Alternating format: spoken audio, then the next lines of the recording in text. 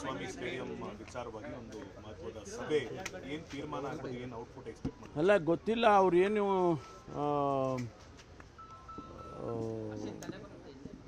ವರದಿಯನ್ನು ಕೊಡಬೇಕು ಅಂತ ಹೇಳಿದೆ. ನಮ್ಮ ಏನು ಅಧಿಕಾರಿಗಳಿಗೆ ಸಮಿತಿ ಮಾಡಿದ್ವಲ್ಲ, ಆ ಸಮಿತಿ ವರದಿಯನ್ನು ಒಪ್ಪಿಸ್ತಾರೆ.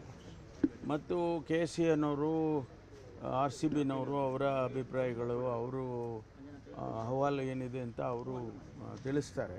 ಚರ್ಚೆ ಮಾಡ್ತೀವಿ. ಮಾನ್ಯ ಜಸ್ಟಿಸ್ ಕುನಾ ಅವರ ವರದಿಯಲ್ಲಿ ಅವರ ರೆಕಮೆಂಡೇಷನ್ಸ್ ಏನಿತ್ತು, ಎಷ್ಟರ ಮಟ್ಟಿಗೆ ಅದಕ್ಕೆ ಅನುಷ್ಠಾನ ಆಗಿದೆ ಅನ್ನೋದನ್ನು ನೋಡಿ ಆ ನಂತರ ತೀರ್ಮಾನ ತಗೊಳ್ತೀವಿ. ಸರ್, ಸರ್ಟೆನ್ ಕಂಡೀಷನ್ಸ್ ಹಾಕಿದ್ವಿ, ಆದರೆ ನಿಮ್ಮ ಅಭಿಪ್ರಾಯನೂ ಕೂಡ ಇದೆ, ಚಿನ್ನಸ್ವಾಮಿ ಸ್ಟೇಡಿಯಮಲ್ಲಿ ಇಂಟರ್ನ್ಯಾಷನಲ್ ಮ್ಯಾಚ್ಗಳನ್ನು ವಾಪಸ್ ತರಬೇಕು ಅನ್ನೋದು.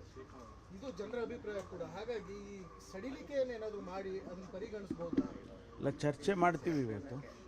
ಆನಂತರ ನಾನು ಸಂಜೆ ಕ್ಯಾಬಿನೆಟ್ ಇದೆ, ಕ್ಯಾಬಿನೆಟಿಗೆ ಬ್ರೀಫ್ ಮಾಡ್ತೀನಿ. ಯಾಕೆಂದರೆ ಕ್ಯಾಬಿನೆಟ್ಟು ನನಗೆ ಅಥರೈಸ್ ಮಾಡಿದರು. ನಾನು ಮತ್ತೆ ಈ ಅಭಿಪ್ರಾಯಗಳನ್ನೆಲ್ಲ ಸಂಗ್ರಹಣೆ ಮಾಡಿ ಕ್ಯಾಬಿನೆಟ್ಟಿಗೆ ಬ್ರೀಫ್ ಮಾಡಬೇಕಲ್ವಾ. ಸೊ ಆನಂತರ ಕ್ಯಾಬಿನೆಟ್ ಡಿಸಿಷನ್ ತೊಗೊಳ್ತೀವಿ. ಫೈನಲ್ ಕ್ಯಾಬಿನೆಟಲ್ಲಿ ಆಗುತ್ತೆ. ನಿಮ್ಮ MLAs ಗ್ರೂಪ್ ಮಾಡ್ಕೊಂಡು ಈಗ ಮತ್ತೆ ಫಾರಿನ್ ಟೂರ್ಗೆ ಹೋಗ್ತಿದ್ದಾರೆ ಸರ್. BJP ಇದು ಮತ್ತೆ ಒಂದು ಕಡೆ VVIP ಟ್ರೀಟ್ಮೆಂಟ್ ಅಂದರೆ ಮತ್ತೆ ಇನ್ನೊಂದು ಕಡೆ ನಿಮ್ಮ ಪಾರ್ಟಿಲೇ ಇದು ಗ್ರೂಪಿಸಮ್, ಅವರ ಕಡೆಯವರು ಹೋಗ್ತಿದ್ದಾರೆ, ಇವ್ರ ಕಡೆಯವರು ಹೋಗ್ತಿದ್ದಾರೆ ಅನ್ನೋ ಹೇಳಿಕೆ. ಅಲ್ಲ, ಅವರು ಟೂರ್ ಹೋಗೋದಕ್ಕೆ ನಾನೇನು ಪ್ರತಿಕ್ರಿಯೆ ಮಾಡಬೇಕು ಹೇಳಿ? What do you expect from me? ಅವರು ಖಾಸಗಿ ಪ್ರವಾಸ ಮಾಡ್ತೀವಿ ಅಂತ ಅವರು ಹೇಳಿದ್ದಾರೆ. ಅವರು ಪಶುಸಂಗೋಪನೆ ಇಲಾಖೆಯವರು ಕರ್ಕೊಂಡು ಹೋಗ್ತಾರೋ ಅಥವಾ ಅವರ ಇಲಾಖೆಯಿಂದ ಸ್ಪಾನ್ಸರ್ ಮಾಡಿದ್ದಾರೋ ಅಥವಾ ಅವರು ಪ್ರೈವೇಟಾಗಿ ಹೋಗ್ತಾ ಇದ್ದಾರೋ ಅದು ಅವ್ರಿಗೆ ಬಿಟ್ಟಿದ್ದು. ವೆಂಕಟೇಶ್ ಅವರು ಹೇಳಿದ್ದಾರೆ, ನಮ್ಮ ಇಲಾಖೆಯಿಂದ ಯಾವುದೇ ರೀತಿ ಪ್ರವಾಸ ಹಮ್ಮಿಕೊಂಡಿಲ್ಲ. ಹಾಗಾದರೆ ಖಾಸಗಿ ಇರಬೇಕು. ಅಲ್ಲಲ್ಲ, ಖಾಸಗಿ ಇರೋದಕ್ಕೆ ನಿಮ್ದೇನು ಅಬ್ಜೆಕ್ಷನ್ನು? ಅಲ್ಲಪ್ಪ, ಖಾಸಗಿಯಾಗಿ ಅವ್ರು ಹೋಗೋದಕ್ಕೆ ನಿಮ್ದೇನು ಅಬ್ಜೆಕ್ಷನ್? ಒಂದೇ ಅಂತಂದ್ರೆ ಪ್ರಶ್ನೆ ಉದ್ಭವ ಆಗುತ್ತೆ. 25 ಜನ ಒಟ್ಟಿಗೆ ಹೋಗ್ತಿದ್ದಾರೆ, ಅವ್ರು ಒಟ್ಟಿಗೆ ಹೋಗ್ಲಿ, ಅವ್ರು ಸಪ್ರೇಟಾಗಿ ಹೋಗ್ಲಿ, ನಿಮ್ದೇನು ಅಬ್ಜೆಕ್ಷನ್? ಅರೇ ನೀವು ಒಳ್ಳೆ ಕತೆ ಕಣ್ರಿ. ಬೇರೆ ಇನ್ನೇನ ಕೇಳ್ರಪ್ಪ.